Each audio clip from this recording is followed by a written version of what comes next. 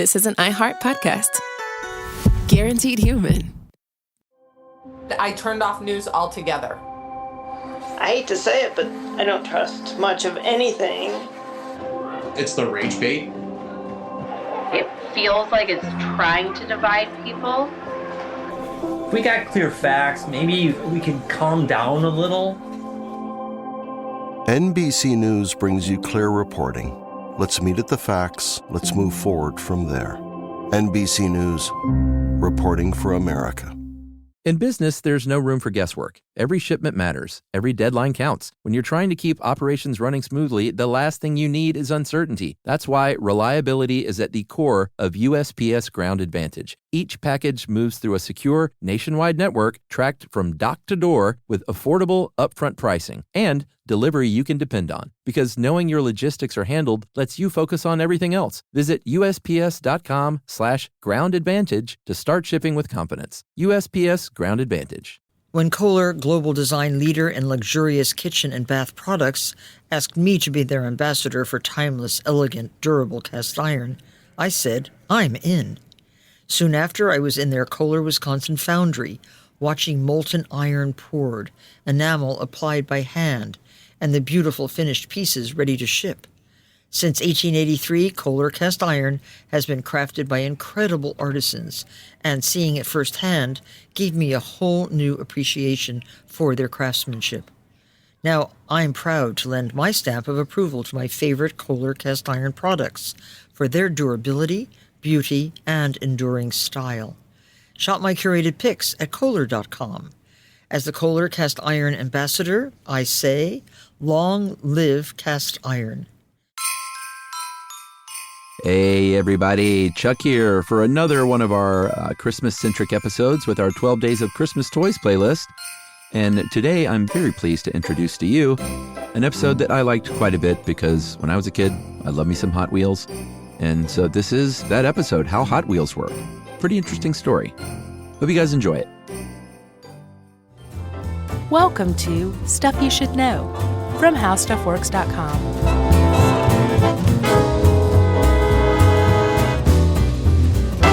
Hey, and welcome to the podcast. I'm Josh Clark. There's Charles W., Chuck Bryant, and Jerry. You know, that just sounded like what?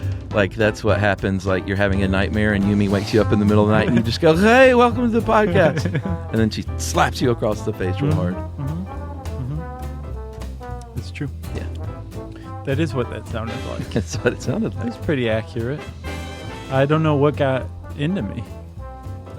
You were just supercharged about this topic. That's terrible. What?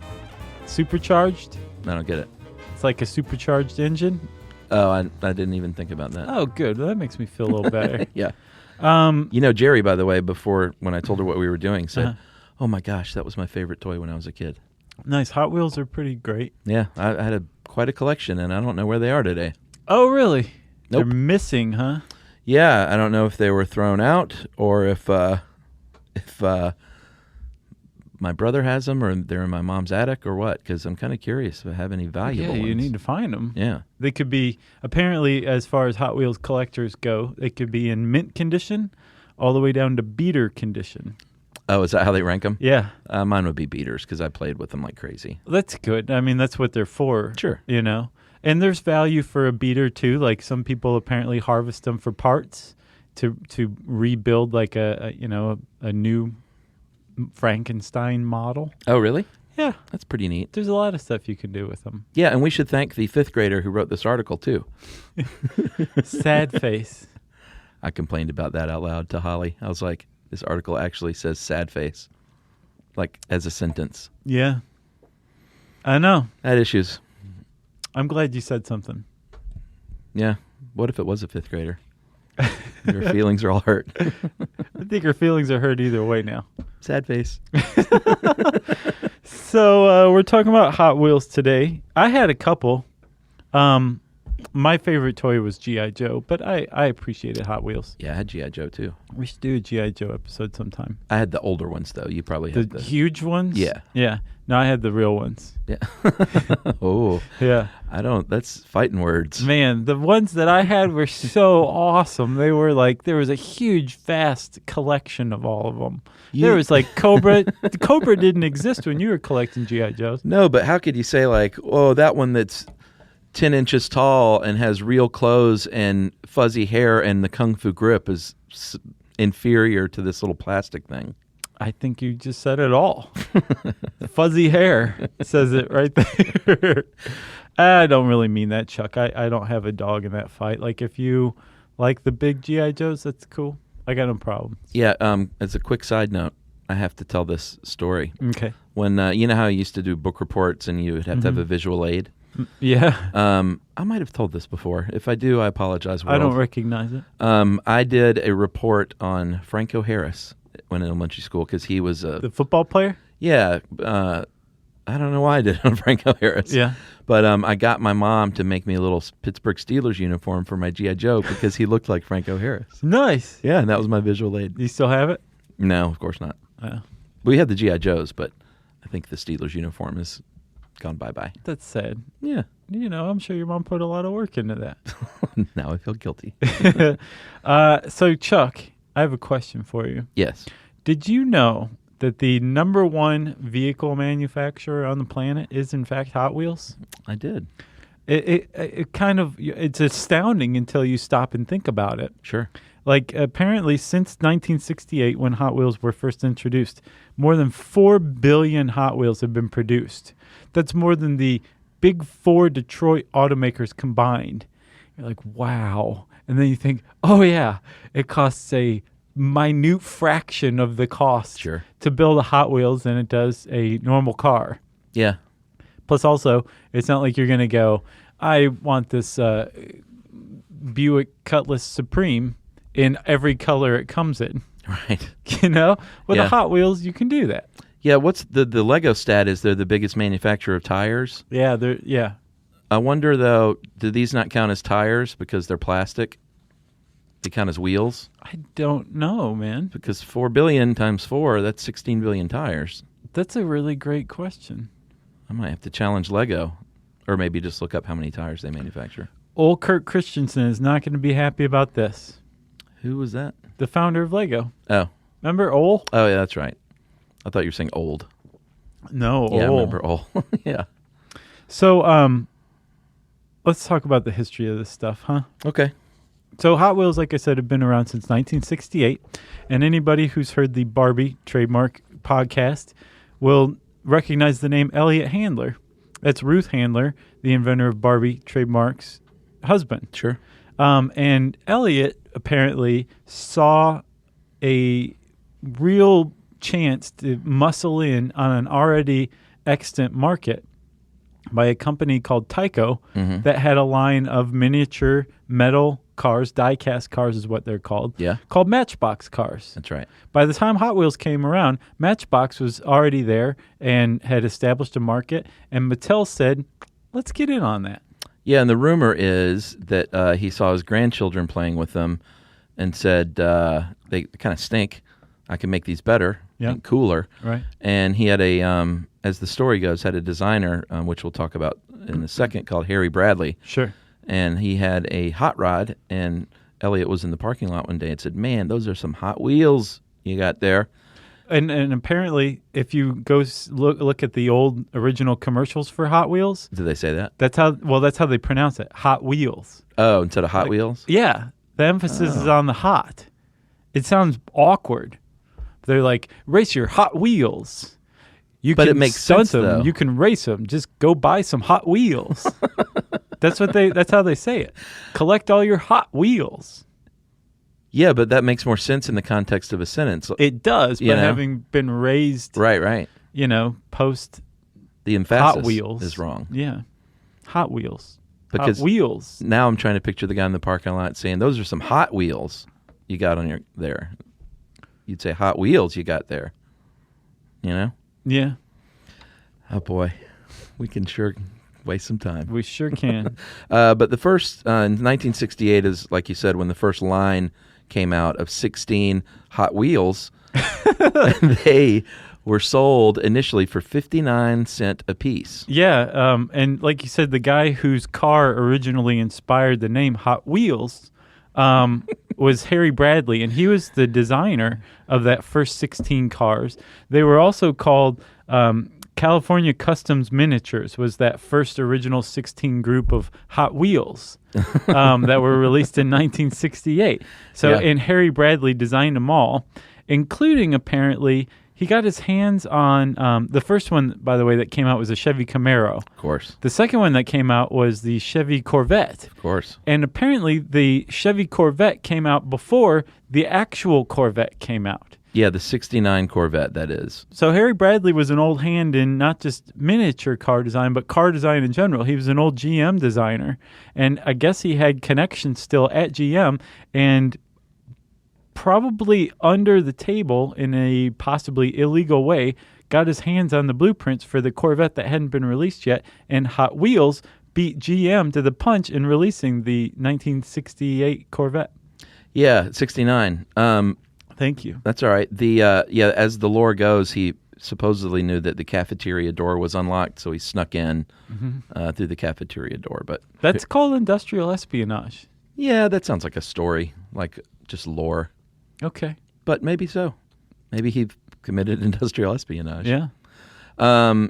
So, like you said, those were the two of the first 16 in that original lineup, that original collection.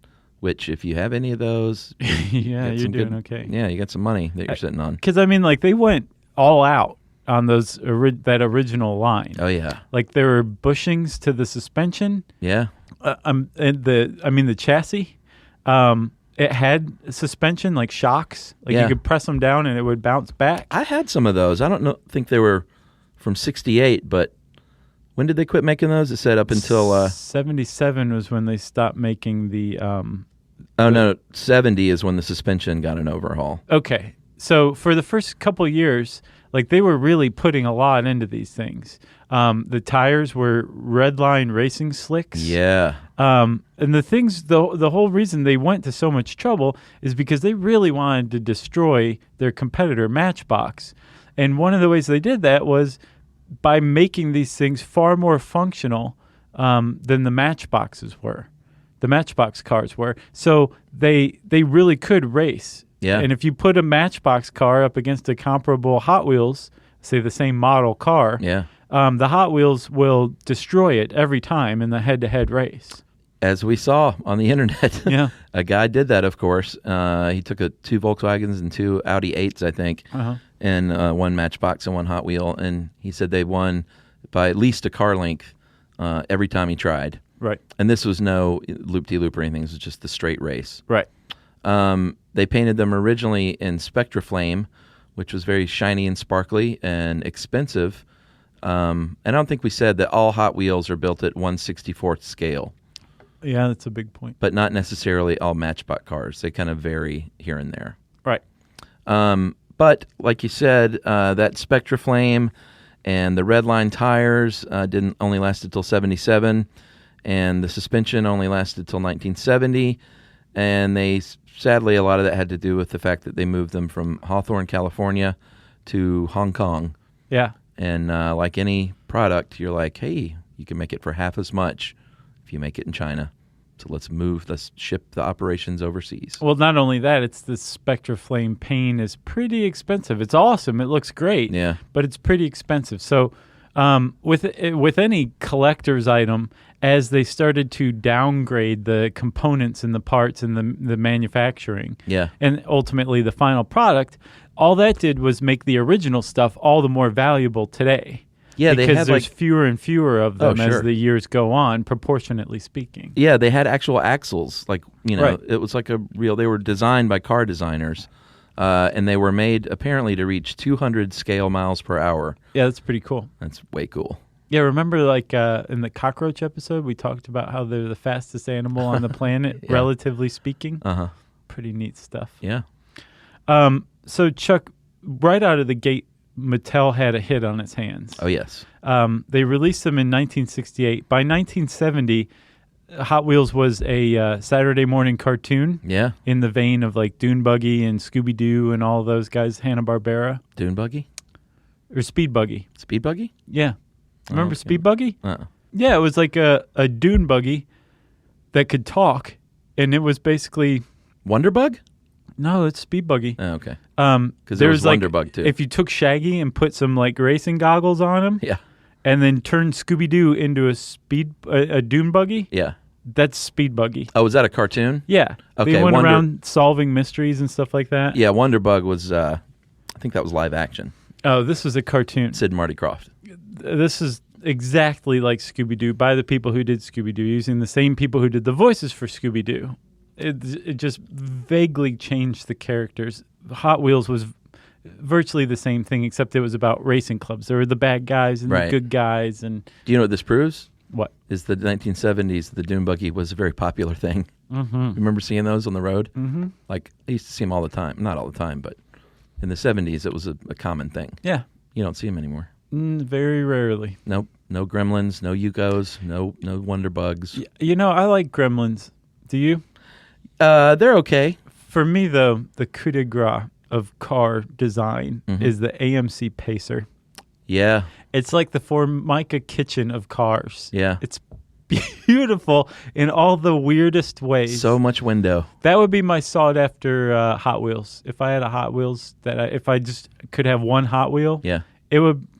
I don't know if that would be it, but I'd be happy with that one. Now, do they have that as a Hot Wheel? Oh, yeah. Okay. I looked it up. And if you look up AMC Gremlin Hot Wheels, they went to town on those. They had some with like the intakes like sticking out of the hood and just all sorts of just awesome different variations like IndyCar Gremlins and stuff like that. Yeah. Because, and that raises a pretty good point, Hot Wheels has always been about the racing design. Like they've designed them to look like racing cars, but they've also manufactured them to actually be able to win a race like we talked about with Matchbox. Yeah, and one of the differences, that is one of the main differences between the Matchbox and the Hot Wheel is they were just much more interested in being sportier. Like you could get a Matchbox like a delivery truck. Right. You know, they had but the Matchboxes looked more real. They all were about looking realistic, right, and not necessarily performance. Yeah. And hey, if you want a bread truck, you can get a bread truck. Right, exactly. But you can't get a bread truck Hot Wheel. Right. You know. We'll talk more about all of this jam right after this.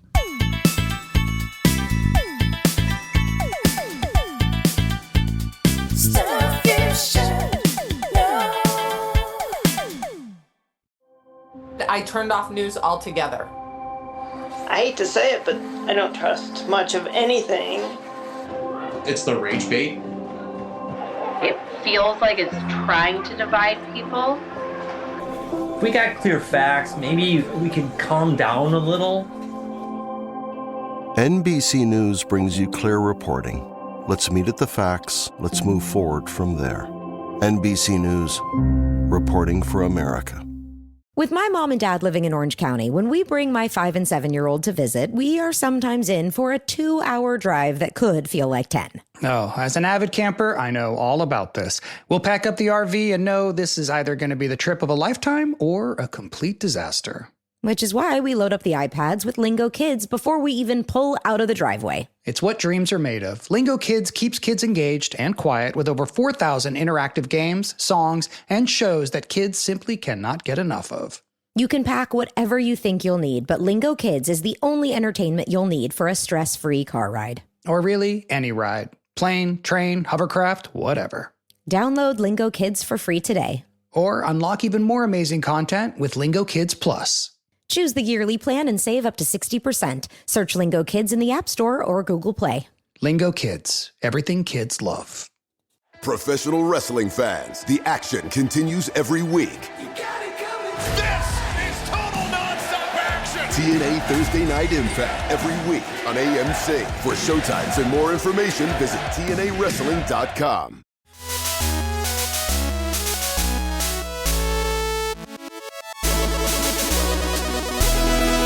You want to go ahead and talk about some of the other differences between Matchbox and Hot Wheel? Yeah, sure. Since we're at it.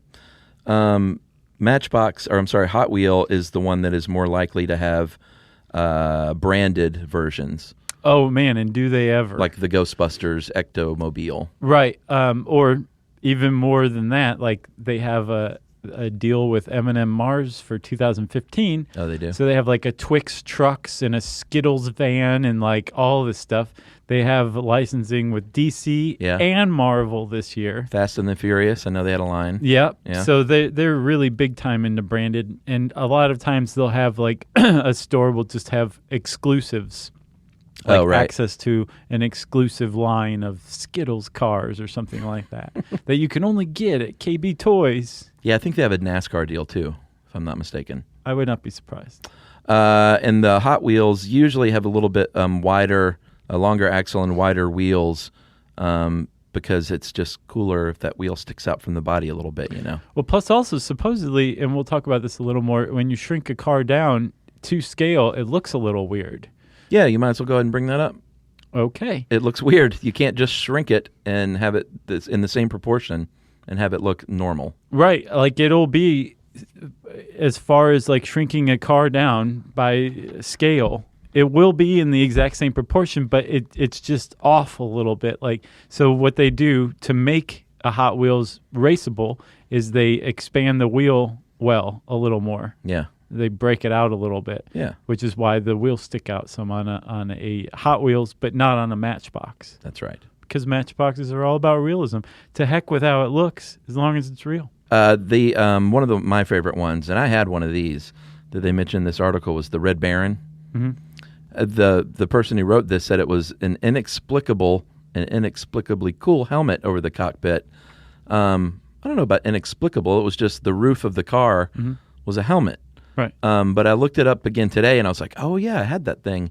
But it was it wasn't a Nazi helmet per se, but it was that shape of the helmet. Right. Like the U.S. soldiers have that shape now, you know, where it's cut lower around the ears. Right. Instead of just a straight, you know, like the World War II helmet. Right. But the Nazis used those first, you know, because it's a better design for war. And it also had a black iron cross on the side of it. Well, hence the Red Baron, right? Yeah, but it was... It's easy now as an adult to look and say, that looks like a little Nazi hot rod. Yeah, but the Red Baron was World War I. He was pre-Nazi Germany. Yeah, and it was also, I think at the time, just like looked like the biker gang would wear like those helmet with the iron cross. Yeah, and all of it was Southern California hot rod culture. Yeah, exactly. Is what gave rise to Hot Wheels, so it makes sense. Yeah, I don't think there was any like surreptitious intent. Right. Yeah. So, like I said, right out of the gate, Hot Wheels was a hit. They had a cartoon within a year or so of the first 16 being released. Sure. The second release, they had, I think, 22 new cars. Yeah, 33 total. And then the third year, they had they released 33 after that, right? Oh, no, yeah, I'm sorry, 33 by 1970. So they did 16, 24, and then 33, and all of them came in like different colors, right? So like I said, if you had one, that didn't mean you had them all. You wanted to collect them all. Yeah. So kids were going crazy for it. And another way that Mattel very wisely targeted children was to get in with fast food. Yeah. In 1970, the first Hot Wheels came out as a toy at Jack in the Boxes. Oh, really? Yeah. The big one, though, the one that like put them over the top, was in 1983 when kids who were lucky enough to be taken to McDonald's for dinner. The Happy Meal. To get a exactly. Get a Hot Wheel, which is what they called them at the time, could get one of 14 Hot Wheels. Yeah. In 1983, and they had some cool ones. They had a Chevy Citation. Did they really? Yeah, they had one that was one of my favorites. Actually, it was a Toyota Mini Trek, which is like a station wagon camper, and it even said painted on the side "Good Time Camper" that you could get in your Happy Meal, which if I could have one Hot Wheel, it would probably be that. You know what they were doing now that I look back through my adult eyes? Like snorting pot? No, they were giving you a bunch of crappy ones because you wanted to keep coming back to get the cool one. Yeah, probably. You're like, I got a Citation. I'm like, can I go back because I want to get the hot rod? Right. That's exactly what they were doing. Sure. Man, I feel so manipulated. What did you think they were doing with Happy Meals? Well, I mean, I know it was all manipulation to get you to try and own all of them. Right. But they should have been all cool ones, but you can't do that because the regular kid might be like, "No, I got the cool one, I'm fine." But if you get the citation, right, you feel gypped off and you really want to go back and get one of the hot rods. Yeah. It's my eyes are wide open, my friend. Well, that's why our friends down under in Australia have outlawed marketing directly to children, which I think is a fantastic move. Oh, really? Yeah, that's so unfair to market directly to children. It's just it almost literally is like taking candy from a baby. Right. Kids aren't sophisticated enough to psychologically defend themselves from being bombarded by adults to say, go tell your parents to buy you this. You can't function correctly without this Trapper Keeper, so go get it. The Trapper Keeper. Yeah. What, did they make a law? Yeah. Really? Yeah, it's a big one. Very progressive law. It's a big I think law. all countries should adopt. Well, in 1983, I agree wholeheartedly, by the way. In 1983 is when that Happy Meal thing happened, and also the same year they moved from Hong Kong to Malaysia, and it said that's when they added their economy cars, so that must have coincided with the citation. Yeah, citation, man. One of the most disappointing Happy Meal toys you could possibly get. Yeah, because it reminded you of your dad who drove a citation. Right, who was always mad. Yeah. Oh, dear. So, Chuckers. Yes.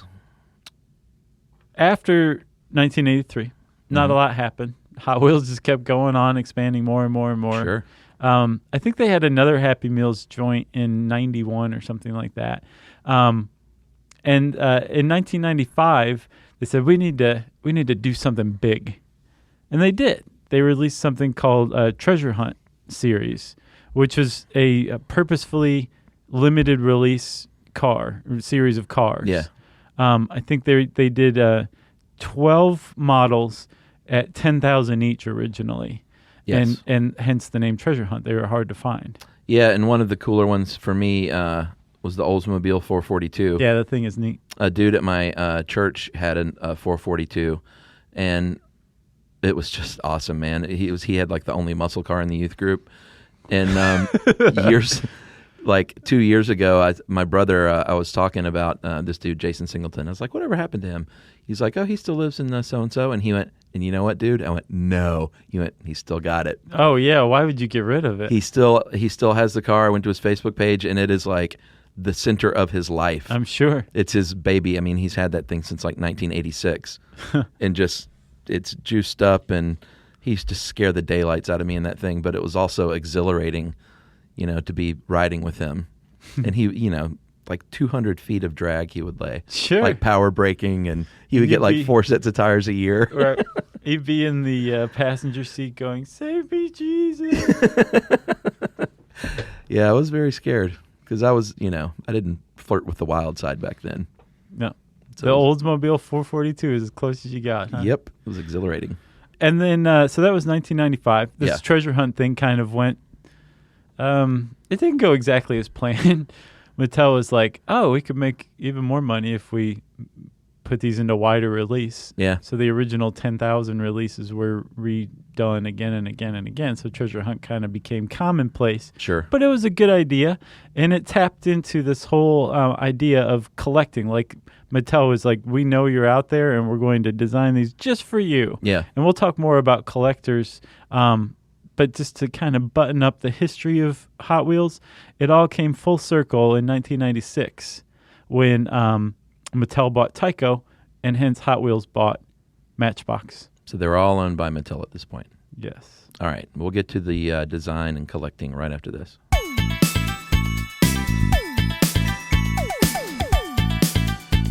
Stuff you should know.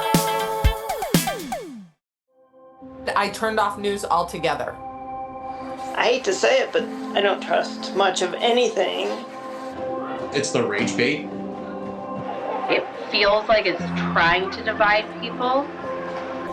If we got clear facts, maybe we can calm down a little. NBC News brings you clear reporting. Let's meet at the facts. Let's move forward from there. NBC News, reporting for America. Mom, can I have Lingo Kids? Dad, Lingo Kids, please! When did we become the Lingo Kids house? No idea. Last week it was dinosaurs. This week it's... Lingo Kids! Why Lingo Kids? Because it's the best thing ever. We can play games with astronauts, wild animals, and superheroes. With more than 4,000 interactive games, songs, and shows, Lingo Kids is the #1 entertainment platform for young kids. So, no dinosaurs? And dinosaurs! Lingo Kids! Everything kids love. Download it for free. Professional wrestling fans, the action continues every week. This is total nonstop action! TNA Thursday Night Impact every week on AMC. For showtimes and more information, visit TNAWrestling.com.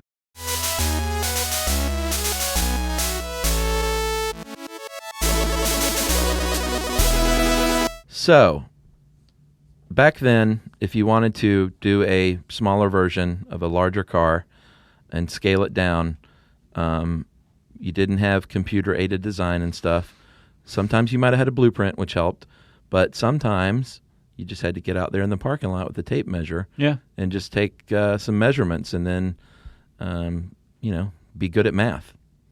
Right. Basically. And like we said, Harry Bradley, who's the daddy of the Hot Wheels designs, who's the guy who did the first 16, he was a GM designer originally. In his footsteps followed Howard Reese, and then after that, Larry Wood, and those are some of like the legendary Hot Wheels designers. That's the Mount Rushmore of Hot Wheels? Pretty much, yeah. Nice.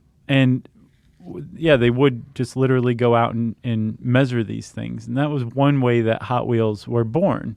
Another way was that, and this definitely differentiates Hot Wheels from Matchbox, is that there are Hot Wheels that only exist in the Hot Wheels world. Oh, yeah. They are called the fantasy cars. They're just the designer's imagination come to life. Right. Whereas Matchbox only, I believe, has bread trucks. Exactly. Well, they only have cars that are based on real cars, right? Right. Hot Wheels has a whole fantasy line. It's interesting that they're owned by the same company still, and they just have kept that distinction. Yeah. I guess some people are Matchbox kids and some kids are Hot Wheels kids. I had both, I think. I had a bread truck. Is that why you keep going to the bread truck well? No, I didn't have a bread truck, but I do remember having a couple of weird utility type vehicles that I don't remember. They were probably gifts or stocking stuffers or something. I don't think I sought it out. I was always into Tonka trucks. I thought Tonka was great. They were obviously much bigger, but those were construction vehicles, like dump trucks and stuff like that. And still today, that Volvo dump truck, the giant one. Yeah. With the huge wheels, I think is one of the coolest vehicles ever created. Yeah. I think I had one of those when I was a kid. I didn't have a lot of Tonka stuff. Yeah. One of my favorite Hot Wheels, though, was the Little Red Express truck. I don't remember that. If you saw it, it might ring a bell. It was basically, can't remember what kind of truck it was. I think it was a Dodge. But it was just a cool red step-side pickup truck, and it had the two vertical mufflers on each side that went up above the truck. I think I know what you're talking about, yeah. Yeah, it's really cool. And if you go to the Peterson Automotive Museum in L.A., oh, yeah, they have a really cool exhibit there that I haven't been to in person, but I was looking at it online, a permanent exhibit where they have the real-life versions of the Hot Wheel cars. And they have a Little Red Express truck, a full-size really? one. Neat. Yeah, and I saw it, and I was like, whoa. Did you just die from nostalgia? Look, might have teared up a little bit at the desk. But they have, the gussied up Corvettes with the big chrome engines coming out of the hood. And do they have the 442? I don't know if they have the 442, but They will when your friend dies. Yeah. I bet it's in his will. I'll go straight to the museum. Yeah. I'm going to go to this thing, though, at some point. I don't know on this next LA trip or not, but it's right there near the La Brea Tar Pits, I think. Oh, yeah. So I want to go check it out. Been there. Yeah. It's neat. It is neat. But back to the design. These days, you're not going to need a tape measure and stuff like that. You're going to Photoshop designs, and you're going to even get a 3D printer to maybe do your prototype. That had to have helped them tremendously. Oh, yeah. Because, with if you're designing real-life cars and you have a 3D printer, that's pretty handy. But with Hot Wheels, like, you can print out pretty much exactly what it's going to look like. Sure. And once they have the prototype done, they'll make a mold out of it and then inject it with molten metal under tremendous pressure. Yeah. And that's why it's called die cast. You That's create right. a die that you cast all of the ensuing ones from. Yeah, and I think they're made with less metal than they used to be, but they still have metal components, right? Oh, yeah. I haven't seen a new one in a while. I haven't either, but I'm almost positive they do. Okay. And apparently they're still about like $1. Oh, really? Yeah, I was on the Hot Wheels collector site today, and like they kept making reference to about $1. So just what's called the main line. Yeah. The ones that they make en masse. The Citation. Exactly. I'll bet if you got your hands on that 1983 Citation, it'd be worth a few bucks. You're right. But they kept referring to the mainline stuff as about $1. Well, they've just kept making their manufacturing cheaper and cheaper, so they've maintained that cost, I guess. Yeah. So as far as collecting goes, the most valuable, and that is not this crazy one made out of diamonds for the 40th anniversary, which we'll talk about in a minute, but the most valuable regular Hot Wheel is the 68 Beach Bomb, which was a VW bus in hot pink that had real surfboards sticking out of the back of it. Yeah, originally they only released, I think, 25 of them like that. There were a couple of problems. It was difficult to manufacture them with the surfboards sticking out of the back, even though it was more realistic. Sure. And it also was terrible on like a loop-de-loop track. Yeah. Because I guess the surfboards would either weigh them down or it would get stuck. Yeah. So they only made just a few of these things. The Beach Bomb that was the highest selling the Hot Wheels ever was a pink one. They made even fewer of those because apparently a lot of boys were like, I'm not playing with some pink van, even if it does have cool surfboards sticking out of the back. So the thing sold for like, I think $75,000 in 2000. Yeah. And it has since sold again. In 2011, I saw in like LA Magazine for like $125,000. Yeah. It's a lot of money for a tiny little car. Yeah, it is. And that's the highest one ever. Apparently by a long shot too. Yeah. I mean, I've seen others that were worth like $10,000 and stuff. Like I think one of those 442 originals is like $10,000. Yeah, I guess like 1970 Mongoose or Cobra are worth about $10,000 these days. And a lot of them, just like with any collector's item, you'll see if there was just a few of them made, obviously they're going to be worth a lot more. If there was something where they adjusted the design, like for example, the Python was originally called the Cheetah. Yeah. And then they found out that a real-life executive with real-life lawyers at GM owned the name Cheetah. Yeah. Because apparently GM executives just own names for cars that could potentially be used. Like every fast animal name. Right, exactly. Yeah. So they changed it to the Python, but that was after they'd started manufacturing the Cheetah. So there's some out there that say Cheetah stamped on the bottom, and if you have one of those, it's worth $10,000.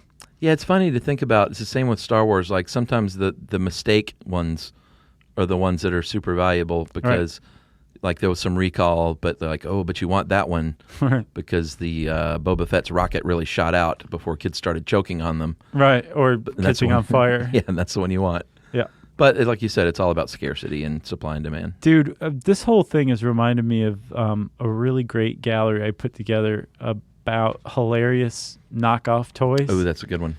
Yeah, go to stuffyoushouldknow.com and look that up. It's pretty awesome. There's some really strange interpretations of beloved toys, including Star Wars toys, that people who make counterfeit toys come up with to try to skirt trademark law maybe or something, or else they just fully don't understand the toy and what its allure is, so they just make it in this weird interpretation. It's pretty hilarious stuff. Yeah, it's a good one. We'll post that again. Okay. And then I did mention the diamond-studded one. I always think these things are just ridiculous, but like to take any like the diamond-studded bra was worth oh yeah, I forgot $1 million. Right. I just always think it's kind of dumb, but they did make a 40th anniversary edition in 2008, with 2,700 little diamonds and rubies for taillights and black diamonds for the tires and all that stuff. 18-karat white gold body, but it's worth it cost $140,000 to put together. But I'm sure it's gaudy. It's a gaudy Hot Wheels. Yeah, the car's cool. It looks like Mad Max's car. Oh, is that a picture of it? Yeah. I don't think I saw that. Can you identify that car? What is that? It looks familiar. It does look familiar to me. It looks sort of like a DeLorean, but I don't think it is. I don't think so either. No. Man, that new Mad Max looks good, though. Oh, they're remaking Mad Max? Well, there's a new reboot, I guess is what they call it these days. Cool. Who's in it? What's his face that played Bane? Who's that guy? Tom, what's his face? Huddleston? No, not Tom Huddleston. But it's the same director. Tom Hardy? Yeah, Tom Hardy. But it's the same director from all the Mad Max series. So it's Oh, really? Yeah. Wow. And it just looks it's supposed to be just like one long, intense chase battle. Yeah. Sounds a lot like a Mad Max movie. Yep, that's what you want. Have you ever seen Vanishing Point? I think so. What is that? It was like, man, I can't remember the car, but the car was basically the star. It was long car chase from I think Colorado to California. Yeah, I remember that. That's a good one from the 70s. Yeah, 2-lane blacktop too. Challenger? That's I another think it was classic a Challenger, car movie. The car. Yeah. I haven't seen that one. Yeah, that's a good one. That one weirdly had James Taylor in it when he was young and on drugs and cool. Were they apologizing to France? No, I don't know what the deal was. Did you hear about that? No. So that whole Charlie Hebdo solidarity march, the U.S. sent I think the assistant deputy in charge of the USDA or something like that. Yeah. So to apologize, John Kerry had James Taylor go to France to perform "You've Got a Friend." Shut up. For the French government. Yeah. Just talk That's about so making. Embarrassing. I know, isn't it? Send Guns N' Roses or something at least. Well, not send Guns N' Roses from 1988. I would go be for a good any gift. Guns N' Roses, man. Ooh. One more thing about collecting. If you wanted to be the coolest collector of Hot Wheels on the planet, you would have to build a time machine and go back to 1987 to my hometown of Toledo, Ohio. Oh, yeah. Which is where the first ever Hot Wheels convention, collectors convention, was held. I really wish I would have gone to that because I was there at the time. What year was it? 87. Oh, yeah. Yeah. I can't believe we sent James Taylor. I'm still just I can't focus on anything.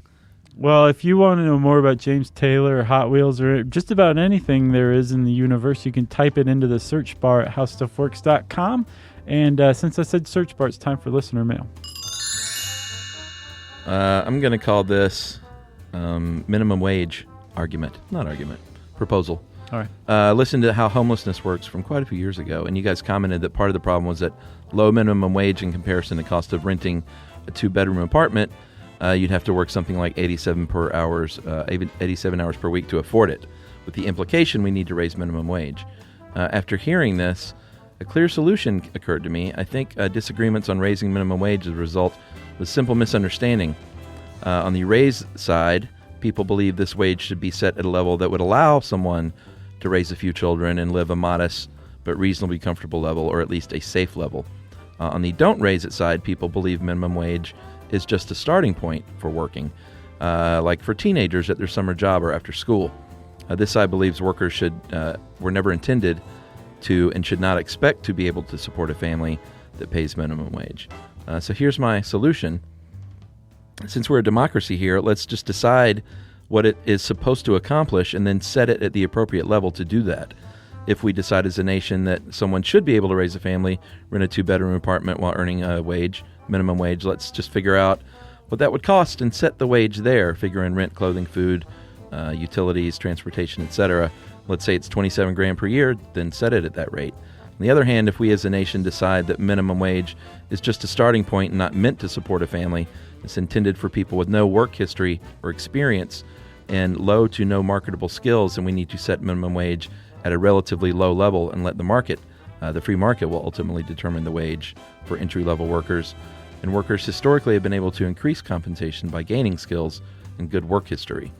With this settled, any argument about setting minimum wage at a living wage would be mistaken, because we all just decided that people are not meant to live on minimum wage and certainly not meant to support a family. That is from Joe Prohaska in Reno, Nevada. And it's interesting. I look forward to seeing the rebuttal emails. Yeah.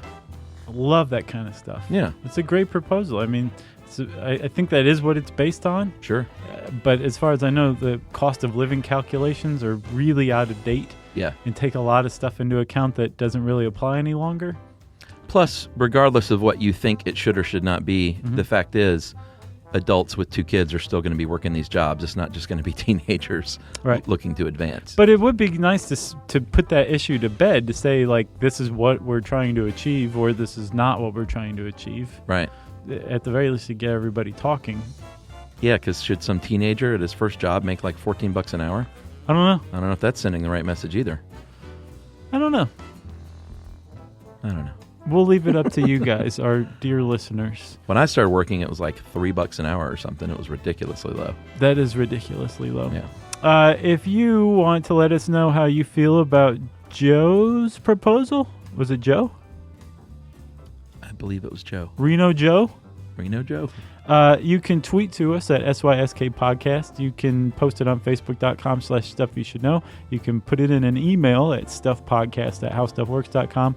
And just for kicks, you can hang around our home on the web, StuffYouShouldKnow.com.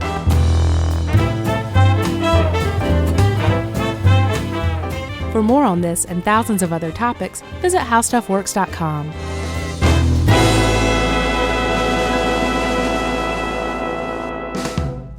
Hey friends, just want to let you know our friends at Squarespace have partnered with the dude, Jeff Bridges, in a really cool thing called www.dreamingwithjeff.com. And this is something Jeff Bridges actually came up with. It's a project where he has his friends in various locations around LA with these cool, relaxing sounds and guided meditations and stories designed to lull you asleep. It's really neat. And he's also the face of No Kid Hungry, which is a great charity group you should look into. So check out www.dreamingwithjeff.com and see what the dude in Squarespace has going on. Grainger knows when you're a procurement manager for an office park, you're not managing one building. You're managing all of them. And to stay ahead, you need to see through walls and around corners. Lights about to fail, filters ready to clog, HVAC on its last leg. If you wait until something breaks, you're already behind. Count on Grainger for quality products, easy reordering, and 24/7 support. Call 1-800-GRAINGER, click Grainger.com, or just stop by. Grainger, for the ones who get it done. T-Mobile is reinventing business internet with super broadband. Whether you run a small office or a factory of 500, connection is everything. Powered by America's fastest 5G internet plus Starlink. Super broadband from T-Mobile reaches every zip code in the U.S. Super broadband, a new era of business internet. Visit superbroadband.com to learn more. Fastest 5G network based on analysis by Ookla Speed Test Intelligence data 2H 2025. Speeds vary due to local network characteristics and management. Satellite requires hardware installation. Clear view of the sky with 36-month commitment. When Kohler, global design leader in luxurious kitchen and bath products, asked me to be their ambassador for timeless, elegant, durable cast iron, I said, I'm in. Soon after, I was in their Kohler, Wisconsin foundry, watching molten iron poured, enamel applied by hand, and the beautiful finished pieces ready to ship. Since 1883, Kohler cast iron has been crafted by incredible artisans, and seeing it firsthand gave me a whole new appreciation for their craftsmanship. Now, I'm proud to lend my stamp of approval to my favorite Kohler cast iron products for their durability, beauty, and enduring style. Shop my curated picks at Kohler.com. As the Kohler cast iron ambassador, I say, long live cast iron. This is an iHeart podcast. Guaranteed human.